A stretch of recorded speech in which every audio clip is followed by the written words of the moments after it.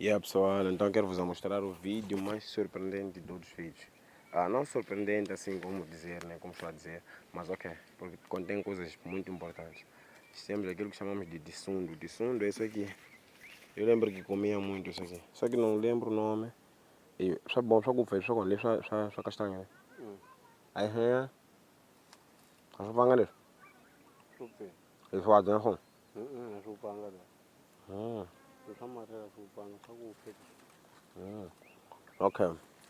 Então estava a perguntar bem acerca disso aqui, de sundo, é para nesse tipo só com chilungo.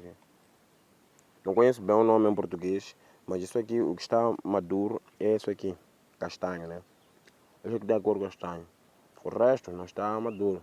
Então nós comemos aqui. Ei, pessoal, com isso aqui você pode pôr água quente numa xícara de chá e tomar chá. Como isso aqui é muito doce, né? Eu conheço brasileiros gostam muito de chocolate.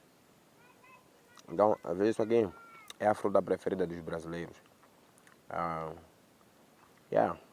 Então, pessoal, eu aqui, pá, felizmente, como vocês conseguem ver, estou a viver com o meu irmão, sobrinho, amigo. Nós estamos a viver. Boa vida é o que nós estamos a viver hoje, porque amanhã só Deus é que sabe.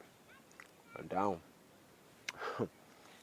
vá, ganha bem com ele. Só que ele é como ele colocou. Mas nós estamos a viver bem aqui com a nossa natureza. Então, pessoal, eu